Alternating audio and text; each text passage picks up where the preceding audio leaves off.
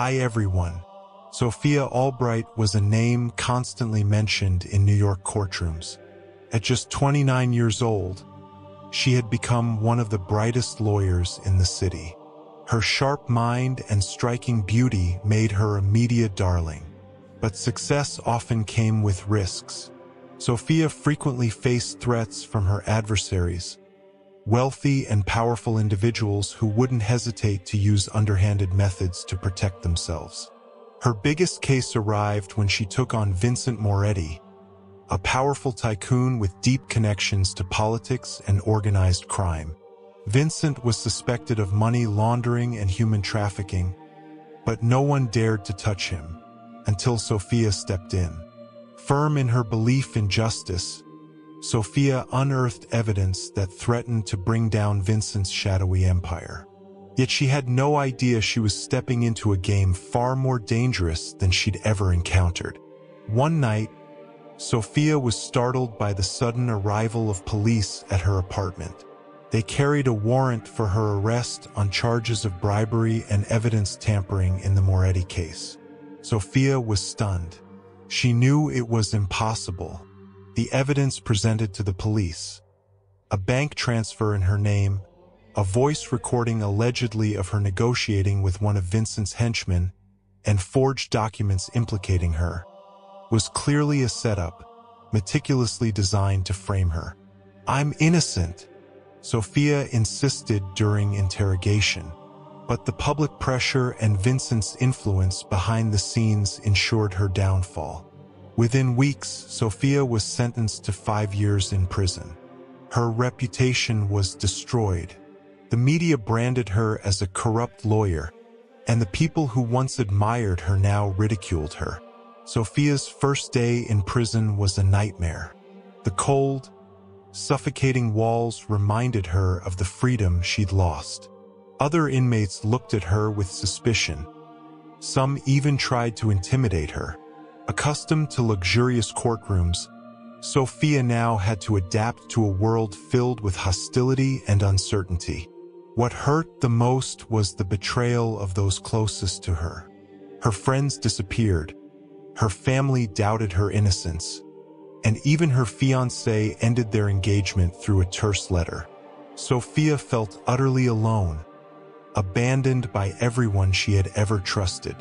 On a quiet night in her cell, Sophia couldn't hold back her tears.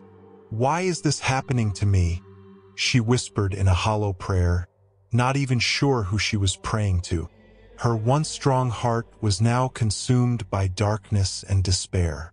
But unbeknownst to her, this was not the end of her story. It was the beginning of a journey that would transform her life forever. Days in prison were grueling for Sophia. The cold walls and harsh environment drained her spirit. Yet something unexpected began to shift when she was moved to a new cell and met Layla, a soft-spoken Muslim woman whose calm presence stood out amidst the chaos of prison life. Layla carried herself with quiet dignity, her face often lit with a serene smile. She was unlike anyone Sophia had encountered in this harsh place. Sophia, consumed by her anger and despair, initially dismissed Layla's composure as naive. But curiosity got the better of her when she noticed Layla waking up early every morning, bowing and whispering words in a language Sophia didn't understand. One morning, unable to contain her curiosity, Sophia asked, "What are you doing every morning? Is it some kind of ritual?" Layla looked at her and smiled gently. "I'm praying, speaking to Allah," she replied. "It's how I find strength to endure everything, even in a place like this." Sophia frowned. "Strength? You're in prison. What's there to be grateful for?" Layla met her gaze with understanding. "This prison can only cage my body, not my soul. Allah tests his servants, but every trial is a sign of his love. These hardships bring me closer to him." Layla's words struck Sophia as strange but oddly moving. How could someone so calm and hopeful exist in a place as bleak as this? As the days passed, Sophia found herself observing Layla more closely. She noticed how Layla treated other inmates with kindness, comforted those in despair, and faced threats with unshakable courage. It was as if Layla's faith gave her a shield against the harshness of their reality. One day, Sophia saw Layla reading a thick book with an ornate cover. Driven by curiosity, she asked, "What's that?" Layla looked up and handed the book to Sophia. "This is the Quran, the holy book of Islam. I read it to find peace and guidance." Sophia hesitated but took the book, flipping through its pages. She was struck by the beautiful Arabic script alongside English translations. "Does this really help you?" she asked skeptically. Layla smiled. "Why don't you read it? You might find something that speaks to you." Reluctantly, Sophia began to read the Quran during quiet moments in her cell. To her surprise, the words resonated with her. Verses about patience, justice, and forgiveness felt as though they were addressing her directly. It was as if the book understood the turmoil in her heart and offered a way forward.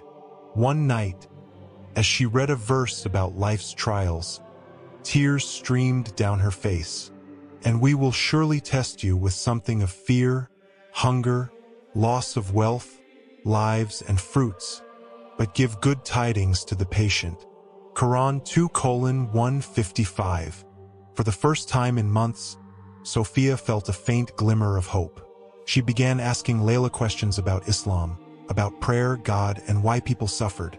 Layla patiently explained, sharing stories from the Quran and teachings of the Prophet Muhammad. Sophia's interest grew, and with Layla's help, she began mimicking the movements of prayer. It was awkward at first, but with each bow and whispered plea, she felt a weight lifting from her heart. Slowly but surely, she found moments of peace in the midst of her despair. Prison was still a cruel place, but Sophia was no longer the same person who had walked through its gates. She was beginning to see that her suffering had a purpose, even if she couldn't fully understand it yet. Unbeknownst to her, this was only the beginning of a transformation that would not only change her life, but also ignite a fire for justice that burned brighter than ever before. Sophia's growing faith gave her strength, but it didn't erase the burning desire to clear her name and expose the truth. Now anchored by a newfound sense of inner peace, she resolved to fight back. Not for revenge, but to reclaim her life and seek justice. Layla introduced Sophia to Amir Khalid, a compassionate and brilliant Muslim lawyer known for defending the wrongfully accused. When Amir heard Sophia's story and reviewed the evidence, he immediately recognized the hallmarks of a carefully orchestrated frame-up. "This case is bigger than you, Sophia," Amir told her during their first meeting in the prison's visitation room. "Vincent Moretti's influence extends far and wide. Taking him down won't be easy, but with your strength and the truth on our side, we stand a chance." Sophia and Amir worked tirelessly. Though confined to her cell, Sophia used her legal expertise to help Amir strategize. Together, they uncovered critical evidence: a trail of forged documents, falsified bank transfers, and coerced witness testimonies, all pointing back to Moretti. The breakthrough came when Amir tracked down a key witness, Ethan Cole, a former employee of Moretti's who had fled after realizing the extent of his employer's criminal activities.